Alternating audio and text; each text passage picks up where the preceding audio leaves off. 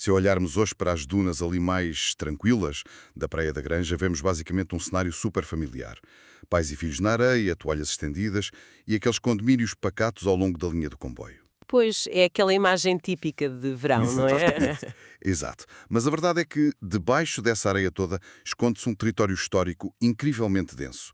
Estamos a falar de um espaço que já foi um palco de frades expulsos, o laboratório de um visionário do urbanismo e até o centro de conspirações políticas que mudaram governos. E sem esquecer que foi o cenário de campanhas de charme bem desesperadas da realeza portuguesa. Nem mais.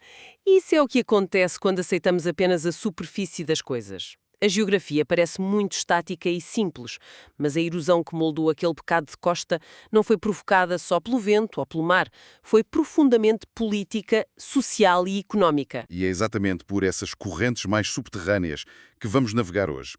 Olá e boas-vindas a quem nos ouve para mais uma análise aprofundada. Olá a todos. A nossa missão de hoje é desvendar a anatomia de uma transformação improvável.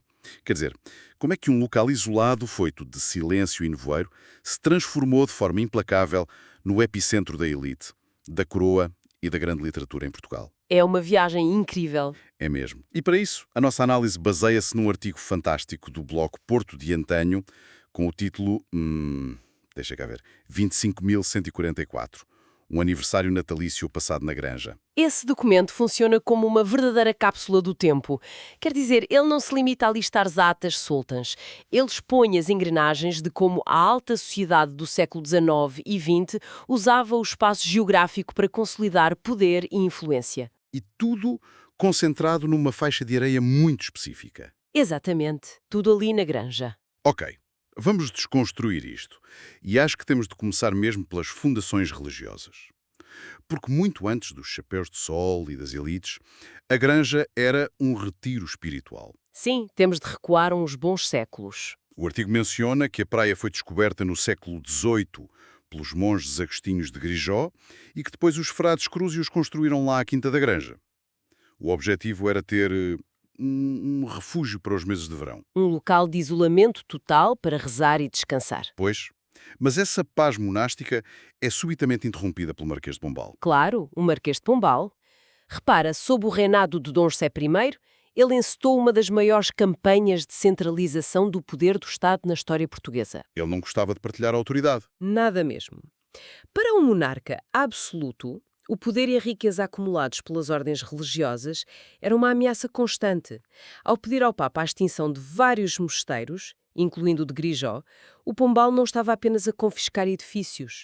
Estás a ver? Ele estava a desmantelar a influência política da Igreja. Nem mais. A Granja fica ao abandono porque o Estado absorve aquelas terras para a órbita do convento de Mafra, retirando-lhe completamente a função original.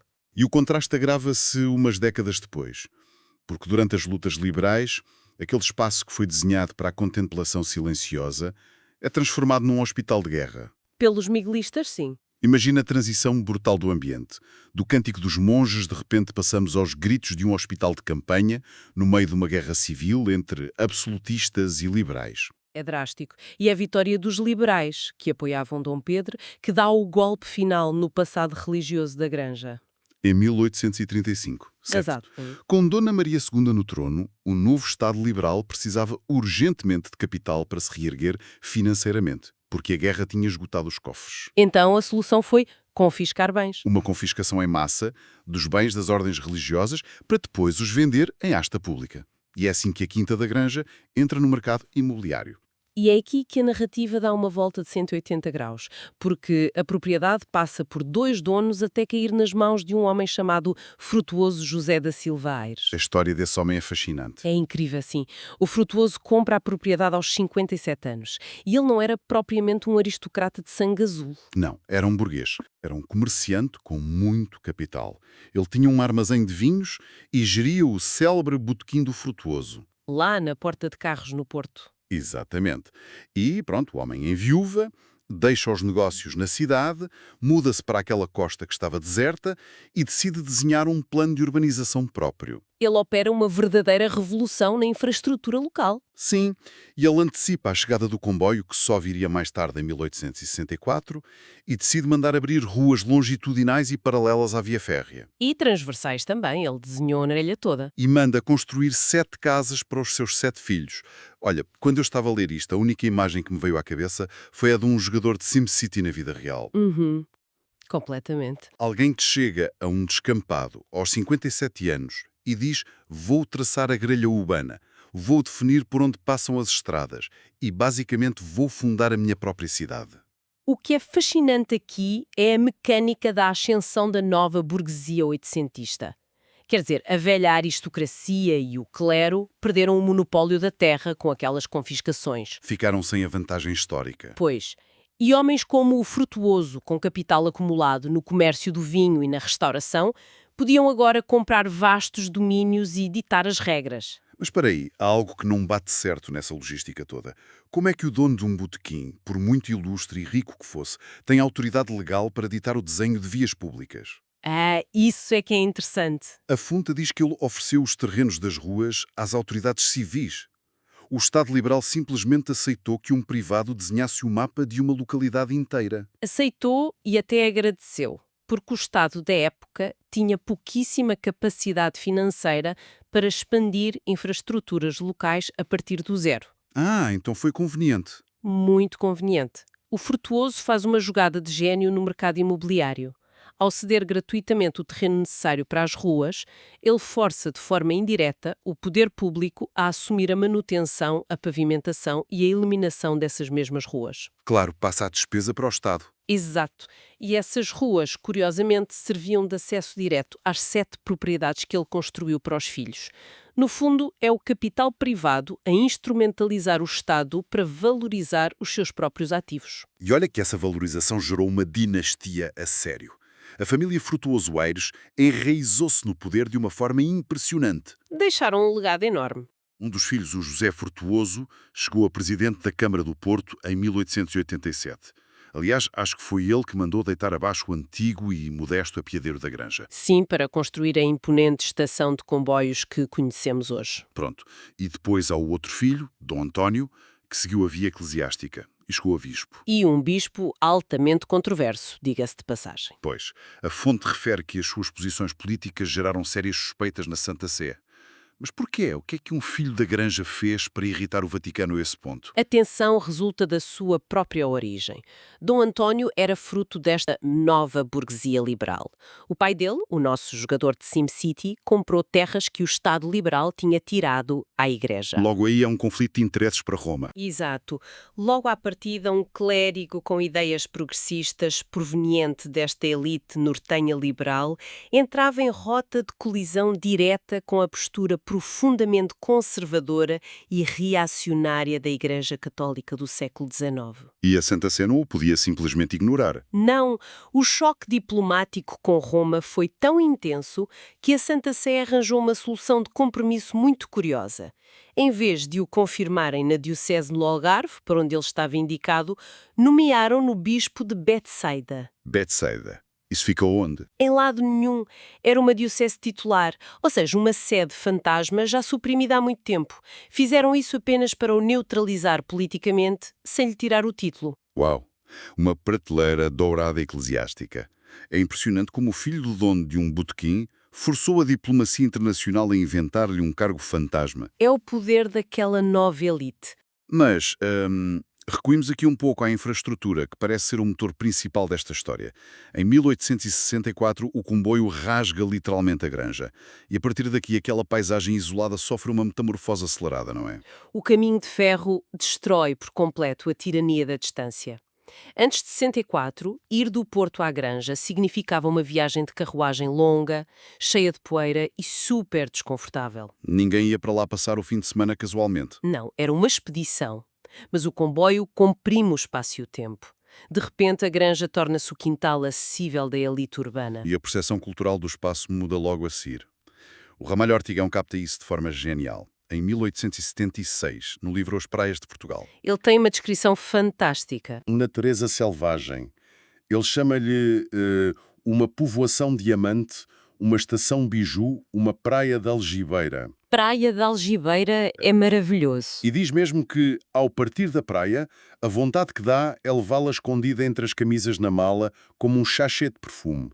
Quer dizer, é a transformação da costa atlântica num bem de consumo de luxo portátil, algo muito higienizado e burguês. A natureza tinha sido totalmente domesticada. A granja passou daquele refúgio silencioso contra o mundo para uma verdadeira montra social. Onde toda a gente se queria exibir. Sim, e numa montra social daquela época, onde a alta burguesia, os empresários e a aristocracia se cruzam todos os dias, as conversas de lazer resvalam inevitavelmente para a governação do país. E aqui é que a coisa fica mesmo interessante. Porque o artigo diz que, a 7 de setembro de 1876, no exato ano em que o Artigão escreve sobre estas virtudes perfumadas da praia, assina-se lá o chamado Pacto da Granja. O famoso pacto. E esse pacto é enorme. O Partido Histórico e o Partido Reformista fundem-se num só bloco, o Partido Progressista, liderado pelo Anselmo José Braham Kemp, tudo para conseguir destruir a hegemonia do Partido Regenerador. Exatamente. Mas espera, queres convencer-me de que políticos rivais que passavam o inverno em Lisboa a destruir-se mutuamente no Parlamento decidem simplesmente cruzar-se na praia entre banhos de mar e reescrever o mapa partidário de Portugal inteiro? Se ligarmos isto ao panorama geral da logística política no século XIX, na verdade é a consequência mais lógica possível. Como assim? Nos meses de verão, o Parlamento em Lisboa encerrava. O calor na capital era sufocante, não havia ar-condicionado, obviamente, e a corte inteira, juntamente com deputados, ministros e jornalistas, deslocavam-se para as estâncias balneares, como a Granja, Cascais, Sintra. Formava-se um vazio de poder institucional, é isso? Formava-se, sim, e a política entrava de férias. Oficialmente, pelo menos. Oficiosamente a história era outra. Completamente. Oficiosamente, era quando a verdadeira diplomacia partidária acontecia. Na Granja, livres daquela rigidez das sessões plenárias, dos debates à frente de todos e do escrutínio direto, os adversários cruzavam-se nos passeios pelos pinheiros, Nos jantares privados nos chalés. nos corredores do Hotel da Granja. Era um terreno taticamente neutro, estás a ver? O ócio, no fundo, criava o lubrificante necessário para limar as arestas ideológicas. Então o Pacto da Granja era uma viva disso. É a prova de que as alianças mais sólidas não se forjavam em gabinetes sombrios lá no Terreiro do Paço, mas sim ao som do bater das ondas em mangas de camisa. A geografia do lazer ditava o ritmo da geografia política. Uau! É uma perspectiva quase cinematográfica dos bastidores do poder. Sim, é fascinante pensar nisso. Mas olha, que a Granja não se ficou apenas por aglomerar políticos em ascensão. A Crua também se apercebeu da utilidade tremenda deste palco. Avançamos 15 anos na história, para o outono de 1891. Uma altura muito delicada para a monarquia. Super delicada. A viúva do falecido rei Dom Luís, a rainha Dona Maria Pia, que era mãe do recém-entronizado rei Dom Carlos, muda-se temporariamente para a Granja com o filho mais novo, o infante Dom Afonso. E instalam-se na Vila Amélia. E note-se que a Vila Amélia não era nenhum palácio nacional ou propriedade do Estado. Não. Não. Era um colossal chalé privado, com aqueles telhados muito inclinados, típicos da influência nórdica e alpina, e pertencia ao Conde de Bornei. O Conde de Bornei, um dos maiores capitalistas financeiros de Portugal na altura. Exatamente. A realeza estava fisicamente albergada e, de certa forma, protegida pelo grande capital burguês. Incrível. E mais tarde o edifício até sofreu obras para se assemelhar a um solar português tradicional, acho eu, numa tentativa de camuflar aquela arquitetura mais estrangeirada. Sim, para parecer mais patriótico. Mas o evento que as fontes sublinham acontece a 16 de outubro de 1891, precisamente no 44º aniversário da Rainha Dona Maria Pia. O tal aniversário natalício do título do artigo. Exato. E a mobilização a partir do Porto é assombrosa. É fretado um comboio especial puxado pela máquina número 20. Vendem-se 251 bilhetes no total. Mas o grande detalhe é a composição desses passageiros. Pois é. O artigo diz que 74 desses bilhetes eram de terceira classe, estritamente reservados aos órfãos da oficina de São José. E levam ainda com eles a Banda Militar de Infantaria 18 para tocar marchas em redor do chalé da Rainha. Tudo muito bem orquestrado. Demasiado até.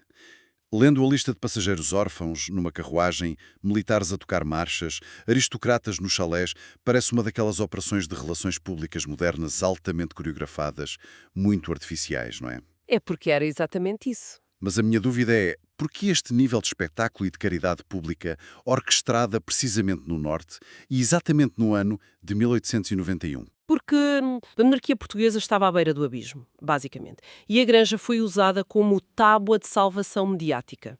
O contexto de 91 é um dos mais negros para a Casa Real Portuguesa. Devido ao ultimato, não é? Exato. No ano anterior, em 1890, o país sofreu o choque tremendo do ultimato inglês. A Grã-Bretanha obrigou Portugal a recuar nos seus territórios em África, sob ameaça de guerra, e o rei Dom Carlos cedeu. Foi uma humilhação nacional profunda. Sim, a população sentiu-se completamente traída pela coroa. O orgulho imperial português levou uma machadada e a credibilidade da monarquia caiu a pique. E no Norte a situação era ainda pior, certo? A Revolução do 31 de Janeiro. Completamente. A 31 de janeiro de 1891, meses antes desta festa de aniversário, as ruas do Porto encheram-se de republicanos armados que tentaram derrubar a monarquia. A revolta foi esmagada pelo exército, mas o ressentimento estava ali, vivo e a pulsar. O Norte era um barril de pólvora antimonárquico. Era.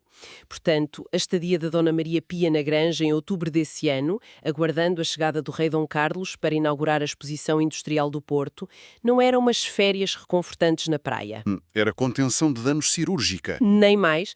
Eles usaram aquele palco seguro, criado pela burguesia liberal, para tentarem legitimar-se de novo junto do povo e das elites locais. É impressionante. Quer dizer, trazer órfãos num comboio especial, exibir a bondade e o instinto maternal da rainha perante as classes mais baixas. Tudo acompanhado pela banda militar, que, claro, representa a ordem e a segurança do Estado após uma revolta falhada.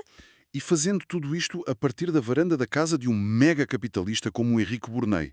No fundo, foi a forma de a monarquia gritar ao norte do país: nós protegemos os mais fracos, temos o apoio incondicional dos militares e estamos sustentados pelo grande capital económico. Foi uma manobra de marketing político de pura sobrevivência. Brilhante e muito cínico ao mesmo tempo. Mas a verdade é que as manobras políticas tendem a evaporar-se com o fim dos regimes. E nós avançamos para o século XX, a monarquia acaba mesmo por cair em 1910, o fervor republicano instala-se e estas intrigas de salão esmorecem. Sem a Granja perde o estatuto de corte de verão. Contudo, a Granja não desapareceu do mapa. Transformou-se mais uma vez. A alta política deu lugar à alta literatura. O poder material é substituído pelo impacto cultural. E a longo prazo, esse impacto é capaz de ser mais duradouro. Completamente. O documento introduz aqui a figura gigante da Sofia de Melbrenner. A poetisa passava meses seguidos a veranear uma granja. Desde criança, aliás. Sim, e é naquele cenário que a sua vida pessoal e criativa se consolida de forma muito intensa. Por exemplo, foi lá que conheceu o Francisco Sousa Tavares, com quem partilharia 40 anos de vida. Mas, do ponto de vista literário, o impacto da Granja na obra dela é imensurável. Sim, há um edifício específico que o artigo destaca. A célebre Casa Branca, escondida nas dunas da praia. Ah, sim? Essa casa inspirou diretamente um dos contos infantis mais famosos de sempre em Portugal, A Menina do Mar. A clássica frase de abertura, era uma vez uma casa branca nas dunas, voltada para o mar, não é uma abstração poética saída do vazio. É o registro literal da paisagem que ela observava todos os dias a partir da praia da Granja. É a transformação da topografia física daquele sítio num espaço mitológico que acabaria por moldar o imaginário de sucessivas gerações de portugueses. E a própria Sofia reconhece essa força motriz do lugar. Nas fontes que analisamos, há uma citação maravilhosa de uma carta que a Sofia escreveu aos 25 anos, dirigida ao escritor Miguel Torga. E o que é que ela diz? Ela confessa, sem rodeios, passa a citar: a Granja é o sítio do mundo de que eu mais gosto. Há aqui qualquer alimento secreto. Alimento secreto, que expressão poderosa. Então, o que é que isto tudo significa no fim? Quer dizer, tivemos monges agostinhos a buscar o silêncio, tivemos a ambição desmedida de um dono de botequim a traçar cidades à régua, acordos de bastidores a rasgar o mapa político nacional e monarcas desesperados a orquestrar o afeto de órfãos. Um pouco de tudo. Mas no fim de contas, parece que o legado mais resiliente da Granja é exatamente esse alimento secreto. A capacidade que as marés e o vento tiveram de se converterem em páginas de literatura intemporal. Porque a política desmorona-se, as fortunas esgotam-se com as crises, mas os contos continuam a ser lidos nas escolas. Isso é muito poético, mas levanta uma questão importante sobre a durabilidade e o inevitável ciclo de vida dos espaços de privilégio. Como assim? O ciclo de vida? Sim, porque esse tal alimento secreto da poesia e da nostalgia é muitas vezes o último suspiro glorioso de um lugar antes da sua democratização definitiva. Ah, claro, a perda do estatuto exclusivo. Exato. A exclusividade da Granja não conseguiu estancar o relógio da modernidade. Lembras-te do majestoso e outrora impenetrável Grande Hotel da Granja? Onde os políticos passavam as férias. Esse mesmo que o Henrique Barney ajudou a fundar em 1876. Esse hotel, que foi o pináculo do luxo em Portugal, sofreu um incêndio catastrófico, lutou para sobreviver ao longo de décadas, perdeu a clientela e acabou por encerrar portas. Uma decadência lenta. E o seu destino final ilustra perfeitamente o pragmatismo do século XXI. Em 2006, o antigo hotel foi reconvertido num condomínio habitacional. A muralha da exclusividade caiu completamente por terra. Caiu. E há um desabafo no artigo do blog, datado de 1969, da autoria do engenheiro António Paes de Sandi Castro, que encapsula incrivelmente bem essa agonia elitista. O que é que ele escreveu? Ele reflete que a vida na Granja se tornou bem diferente, com muito mais residentes permanentes, mas cada vez menos veraneantes ilustres. E lamenta abertamente aquilo a que ele chamou, e cito, a invasão da praia por famílias inteiras que vêm de fora. Invasão. É uma palavra forte. É o choque brutal entre a antiga aristocracia, de sangue e carteira, e a nova classe média emergente que, de repente, também passa a ter direito ao lazer e aos banhos de mar. Portanto, essa invasão das famílias na década de 60 é, no fundo, o triunfo da massificação dos transportes. E da democratização do acesso ao tempo livre. Aqueles chaleiros monumentais do século XIX, com custos de manutenção astronómicos, deixaram de ter viabilidade económica para uma única família manter apenas durante 2 meses de verão. Fica insustentável. E a lógica do capital que os ergueu originalmente acabou por ditar o seu desmembramento em vários apartamentos mais pequenos. Exatamente. O mercado adapta-se. No fundo, a história da Granja é o ciclo de vida do próprio organismo moderno, todo ele espremido num só código postal. É um microcosmo perfeito. Para quem nos ouve, eu penso que a principal conclusão desta análise não é apenas reter as datas da chegada do comboio ou os nomes das fações partidárias que andavam lá, aos abraços na praia. A grande lição aqui é que o território é sempre dinâmico e polifónico. Tem várias vozes ao longo do tempo. Sim. Quando andamos pelos passeios de lugares aparentemente banais hoje em dia, ou quando olhamos para a fachada remodelada de um bloco de apartamentos ali juntinho à areia, estamos literalmente a pisar camadas geológicas de ambição humana. É uma excelente forma de ver as coisas. Sobre aqueles condomínios pacatos de hoje, é com as picaretas a abrir ruas do Frutuoso, é com as negociações sussurradas da elite progressista, as marchas de infantaria para entreter uma rainha madrontada. E os passos dos génios da poesia nas dunas. Exato. Compreender a anatomia de um lugar é ganhar o superpoder de não ver o mundo a 2 dimensões. A invisibilidade do passado não anula de forma alguma o seu peso no presente. E já que falamos sobre como espaços mudam a sua vocação de forma tão drástica, eu gostaria de deixar um pensamento final para quem nos ouve continuar a explorar na sua própria cabeça depois desta conversa terminar. Força com isso. Nós observamos aqui em detalhe como uma mesma faixa de areia transitou de santuário de contemplação religiosa para uma montra de vaidades da aristocracia política e, por fim, para blocos de alojamento habitacional massificado. Sim. Perante esta metamorfose tão brutal e num curto espaço de tempo histórico, não será a nossa atual obsessão pela preservação daquilo que chamamos o património intocável uma ilusão confortante? Mais ainda, repara, se o suprassumo de luxo do século XIX em Portugal é hoje um condomínio vulgar de classe média e uma praia repleta de famílias domingueiras, como é que os atuais refúgios ultra-exclusivos e super-fortificados da nossa elite contemporânea vão ser habitados e banalizados daqui a 100 anos? Uau, é o tipo de reflexão que faz qualquer passeio à beira-mar ganhar contornos quase existenciais, não é? Será que as grandes fortalezas de luxo do nosso presente vão ser as colónias de férias ou os alojamentos locais do futuro? Fica a questão. Fica mesmo. A provocação para levar para o resto da semana.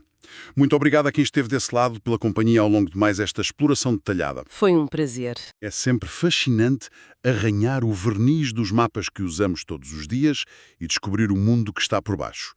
Continuem a questionar os espaços por onde passam e mantenham o radar da curiosidade bem ativo. Até à próxima.